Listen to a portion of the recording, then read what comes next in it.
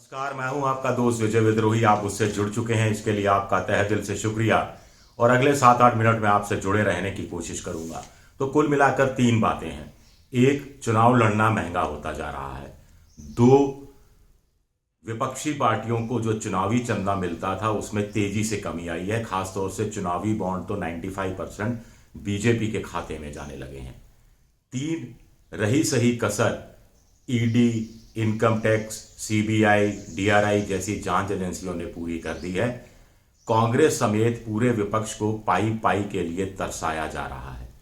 तो क्या बीजेपी का 2024 को लेकर गेम प्लान यही है कि चुनाव महंगा कर दो, इलेक्टोरल बॉन्ड जैसी स्कीम इस तरह की हो जिससे कि कांग्रेस या विपक्षी पार्टियों के खाते में बहुत कम चुनावी चंदा जाए, जो उनको चुनावी चंदा देने वाले हैं, समर्थक हैं, उन पर जांच एजेंसियों का दबाव बनाए रखो, और कांग्रेस के नेताओं पर, विपक्ष के नेताओं पर, विपक्ष अगर कोई गठबंधन करने वाला है, कांग्रेस जैसी पार्टी हो कोई बड़ा अधिवेशन करने वाली है, तो छापे मार दो ताकि पूरा मीडिया छापों की तरफ आकर्षित हो जाए और अधिवेशन का मकसद कांग्रेस का या किसी दूसरी पार्टी का धरा का धरा रह जाए। क्या ऐसा है? चलिए आंकड़ों के जरिए बात करते हैं। आंकड़े इंडियन एक्सप्रेस की एक खबर है जो मैं आपको बता रहा हूं कि 2024 के बाद से ईडी के जितने केस पॉलिटिशियंस पर दर्ज हुए हैं वो पिछली यूपीए सरकार के मुकाबले 4 गुना बढ़ गए हैं। इसमें से 95% अपोजिशन के हैं।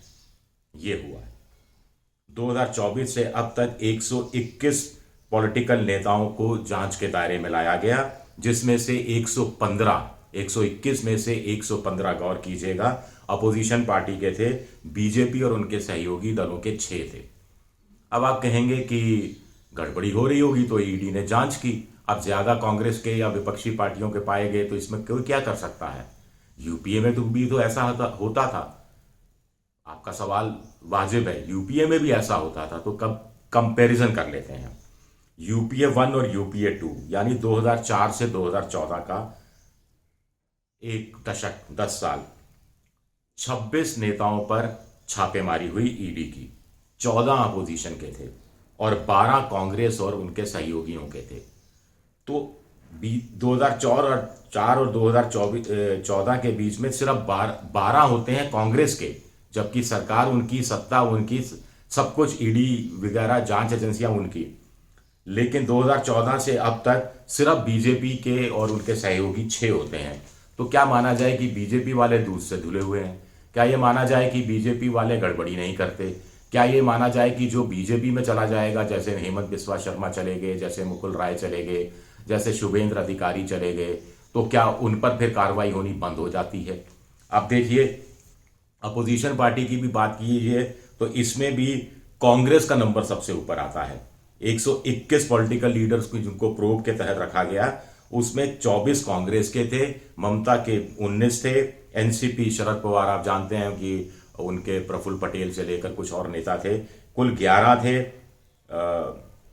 नवाब मलिक भी थे। शिवसेना के 8, डीएमके के 6, बीजेडी के 6, आरजेडी के 5, बीएसपी के 5, एसपी के 5, टीडीपी के 5, आप के 3, इंडियन नेशनल लोकदल यानी चौटाला की पार्टी के 3, जगनमोहन रेड्डी के 3, सीपीएम के 2, नेशनल कॉन्फ्रेंस के 2, पीडीपी के 2, इंडिपेंडेंट 2, एआईडीएम के 1, एमएनएस 1 और टीआरएस 1।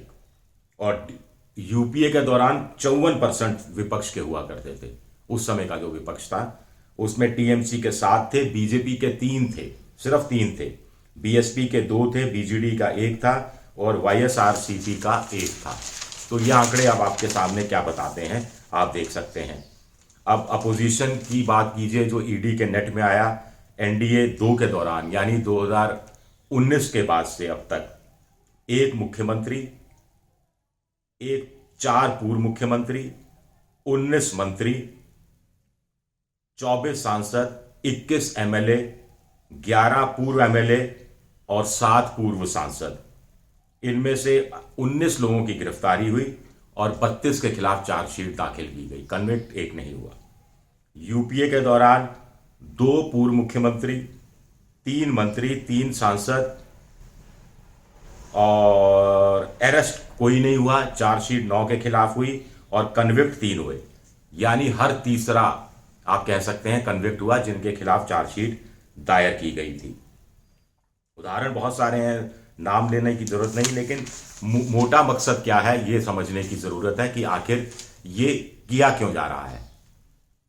क्या वास्तव में बीजेपी को लगता है कि 2024 में उसकी स्थिति इतनी अच्छी नहीं है और विपक्ष की एकता को छिन-भिन करना है या विपक्ष को कमजोर करना है? तो आप दो तरीके से कर सकते हैं, एक खुद को मजबूत करके, एक विपक्ष को और ज्यादा कमजोर करके। तो आप खुद को शायद मजबूत उतना नहीं कर पा रहे हैं, तो आप दूसरी स्ट्रेटेजी अपना रहे हैं कि विपक्ष को और कमजोर कर दिया जाए। और चुनाव आज की तारीख में हकीकत है कि धनबल के आधार पर लड़ा जाता है, जिसके पास पैसा है वही चुनाव में टिक सकता है। और लोकसभा का चुनाव हो तो लंबा चलता है 8 चरण में, तो छोटी पार्टियां तो दूसरे चरण में ही थकना शुरू कर देती हैं।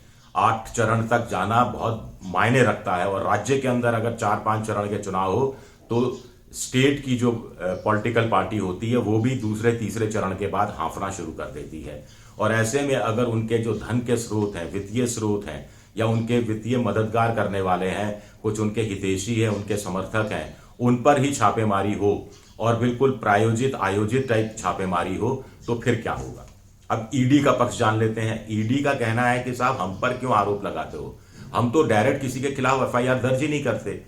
पहले कोई जांच एजेंसी या पहले कोई स्टेट की पुलिस किसी राजनेता के खिलाफ एफआईआर दर्ज कर चुकी होती है, उसके आधार पर हम जांच करते हैं और उसमें कुछ सब्सटैंशियल पाया जाता है तो ही हम अपनी कार्रवाई करते हैं, अपनी एफआईआर दर्ज करते हैं। और हमारा केस इतना स्ट्रांग होता है कि जिनके खिलाफ हम एफआईआर दर्ज करते हैं अदालत से उनको जमानत नहीं मिलती, क्योंकि वो अपना को निरपराध साबित नहीं कर पाते अदालत में। ये ईडी का कहना है, ये वो सफाई दे रहे हैं। वो कह रहे हैं कि साहब ये भी आरोप नहीं लगा सकते कि हम सिर्फ कांग्रेस या अपोजिशन नेताओं के खिलाफ केस दायर करते हैं। जो बेल्लारी कर्नाटक में जो बंधु हैं, रेड्डी बंधु, उनमें से एक भाई के खिलाफ भी उनका कहना है कि हमने एफआईआर दर्ज की थी और कार्रवाई की थी, और 1-2 अन्य मामलों में भी अभी जांच का काम चल रहा है जिसका वो ब्यौरा देने के लिए तैयार नहीं। अब 2014 के बाद हुआ ये है कि ईडी की जो स्टाफ की संख्या बढ़ाई गई है, दुगनी हो गई है।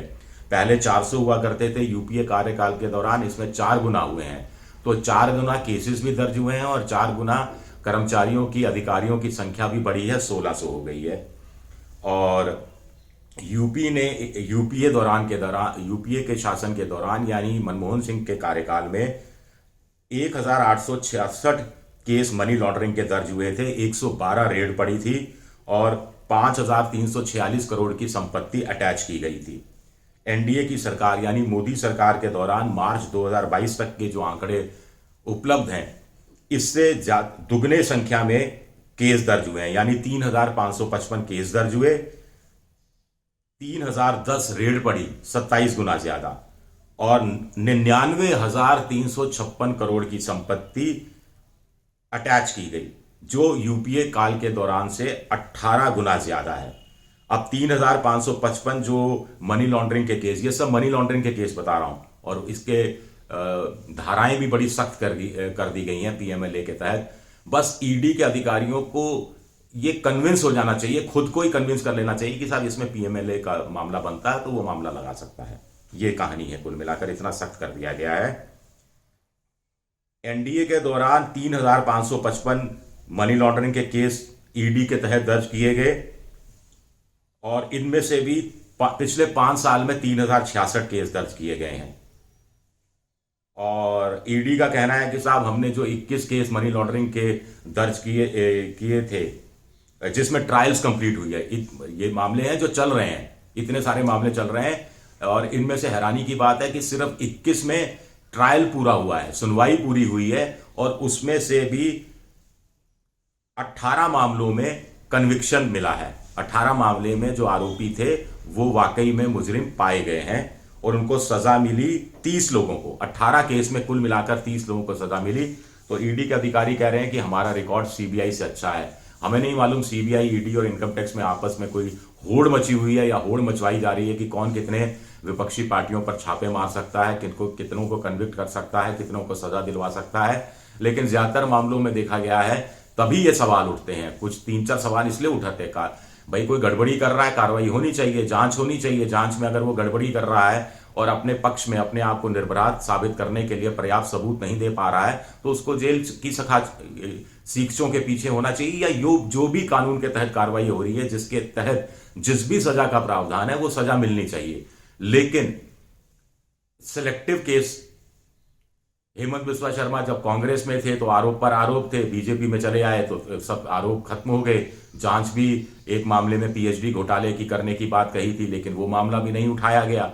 फिर मुकुल राय शारदा केस में आप जानते हैं टीएमसी छोड़कर बीजेपी में चले गए तो सीबीआई ने उनके घर या जांच एजेंसियों ने उनका घर का रास्ता भूल गई, शुभेंद्र अधिकारी का घर का रास्ता भूल गई। यहां तक कि लोकसभा में भी जो उनके खिलाफ अभी भी जांच का एक केस पेंडिंग है वो भी अभी वैसा का वैसा पड़ा हुआ है, जबकि वो लोकसभा छोड़कर विधानसभा जा पहुंचे हैं। ऐसे ही मामलों की एक लंबी श्रृंखला है।